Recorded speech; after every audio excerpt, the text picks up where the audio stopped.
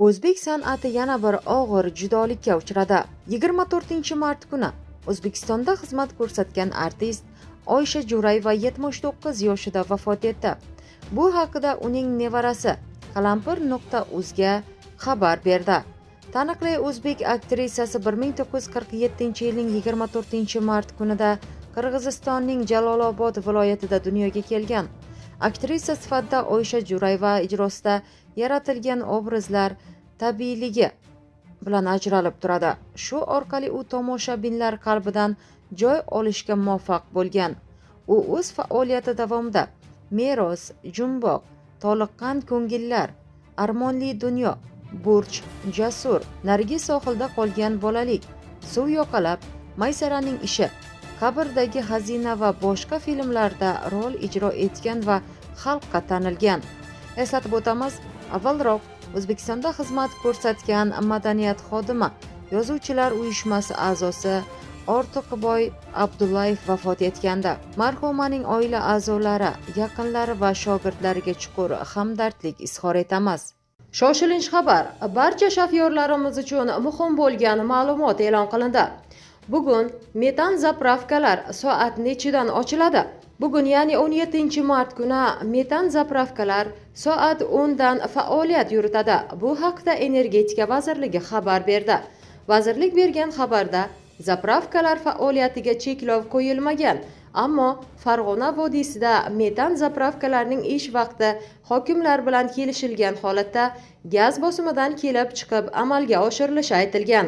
O'zbekistonda va xorijda ro'y berayotgan barchamiz uchun muhim bo'lgan mavzudagi videoroliklarni kuzatib borishni xohlasangiz, hoziroq kanalimizga obuna bo'ling, bizni kuzatishda davom eting. Barcha uchun kerakli va muhim bo'lgan mavzudagi videoroliklarni tayyorlab taqdim etib borishda davom etamiz.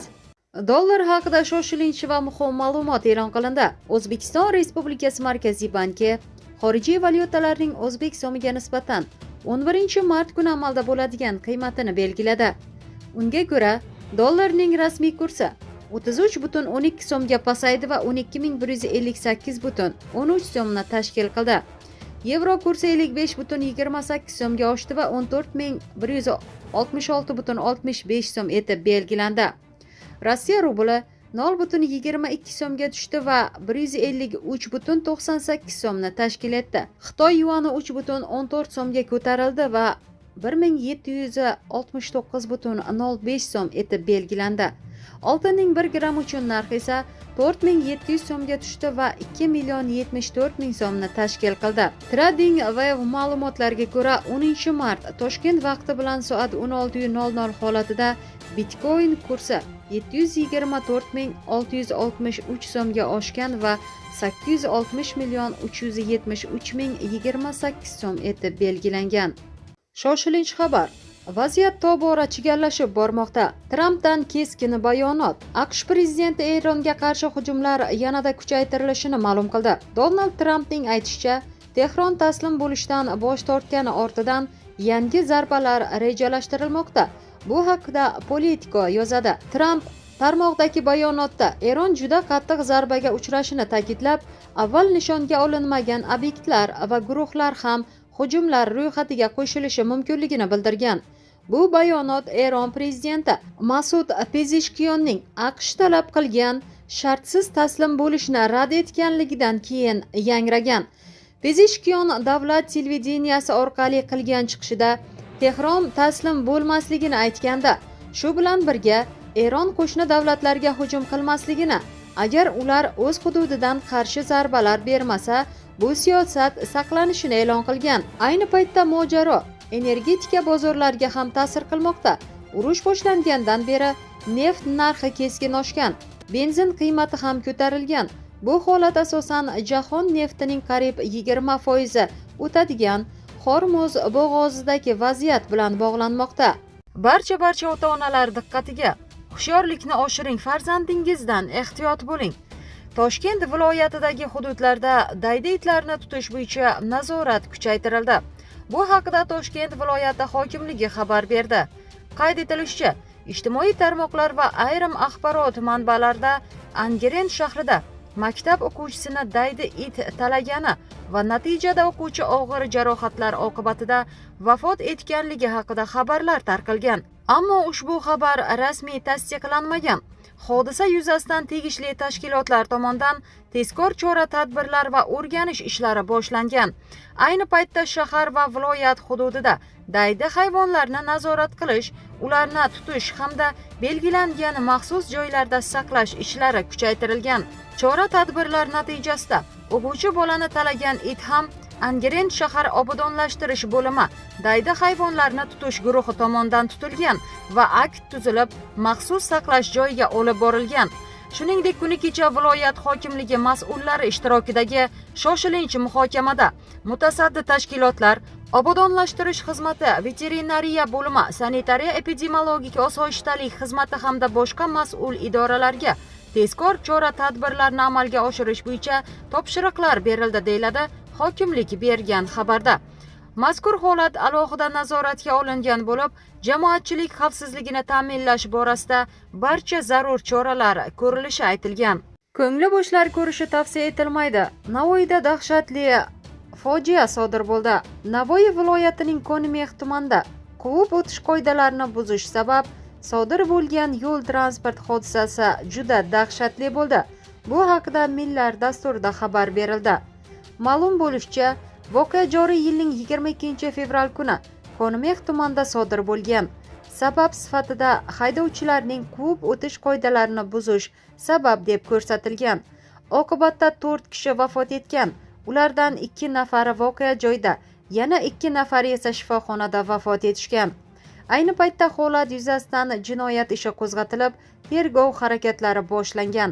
Eslatib o'tamiz, avvalroq Toshkent shahrining Olmazor tumanida 4 mashina o'rtasida yo'l transport hodisasi sodir bo'lgani haqida xabar berilganda. Muhim ma'lumot. Bugun yangiliklarimizda o'zbek shou biznesining mashhur vakili Munisa Rizayeva haqida so'z yuritamiz. Xonanda so'nggi kunlarda ijtimoiy tarmoqlarda e'lon qilingan video murojaati bilan yana muxlislar e'tiborini tortdi. Unda Munisa Rizayeva Dubaydagi uyida sodir bo'lgan kutilmagan hodisa haqida gapirdi. Xonandaning aytishicha, voqea u oila a'zolari bilan uyda o'tirgan paytida yuz bergan. Kutilmaganda ularning yashash hududi tomon uchuvchisiz uchish apparati, ya'ni bespilotnik qulab tushgan. Bu holat xonanda va uning yaqinlari uchun juda qo'rqinchli lahzalarni keltirib chiqargan. Bu haqida Anhor.uz xabar berdi. Munisa Rizayeva o'z murojaatida o'sha paytda eng avvalo o'g'lini himoya qilish haqida o'ylaganligini aytdi. Voqeadan so'ng ular bir muddat yer osti avtoturargohida yashirinishga majbur bo'lishgan.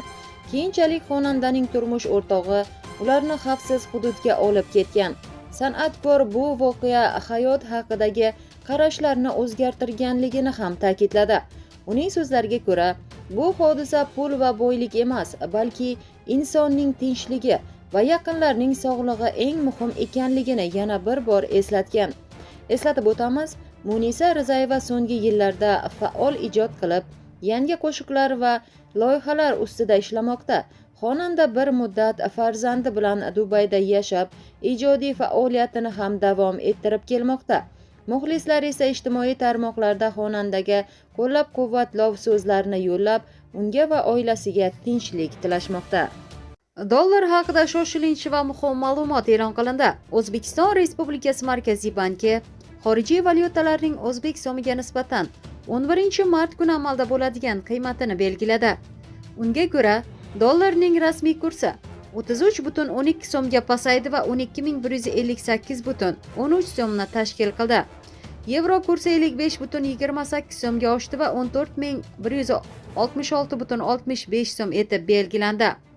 Rossiya rubli 0,22 so'mga tushdi va 153,98 so'mni tashkil etdi. Xitoy yuani 3,14 so'mga ko'tarildi va 1769,05 so'm etib belgilandi. Oltinning 1 gramm uchun narxi esa 4700 so'mga tushdi va 2,74 million so'mni tashkil qildi. Trading Wave ma'lumotlariga ko'ra, 10 mart Toshkent vaqti bilan soat 16:00 holatida Bitcoin kursi 724,663 so'mga oshgan va 860,373,028 so'm etib belgilangan. Muhim ma'lumot: Eron oliy rahbarini tanlash bo'yicha bir qarorga kelindi. Eronda mamlakat oliy rahbarini saylash bo'yicha yakdillikka erishildi. Bu haqida 8-mart kuni ekspertlar kengashi a'zosi Muhammad Mehdi Mirboqiyri televideniye orqali qilgan chiqishida ma'lum qildi. Ekspertlar kengashining muhtaram a'zolari shu kunlarda oliy rahbar nomzodini belgilash uchun bor kuch-g'ayratlarni sarfladilar va bu ishda muvaffaqiyatsizlikka uchramadilar. Ko'pchilikning fikrini ifoda etuvchi qat'iy va yakdil to'xtamga kelindi, deydi u. Shunga qaramay, Mirboqiyri hali ham qilinishi kerak bo'lgan ayrim to'siqlar mavjudligini qayd etgan. Bundan oldin ekspertlar kengashi a'zosi Ahmed Xatami Eronda mamlakat oliy rahbari bo'lishi mumkin bo'lgan nomzodlar aniqlanib olingani va Ali Xamaniyning vorisini yakuniy saylashga yaqin ekanliklarini bildirgan.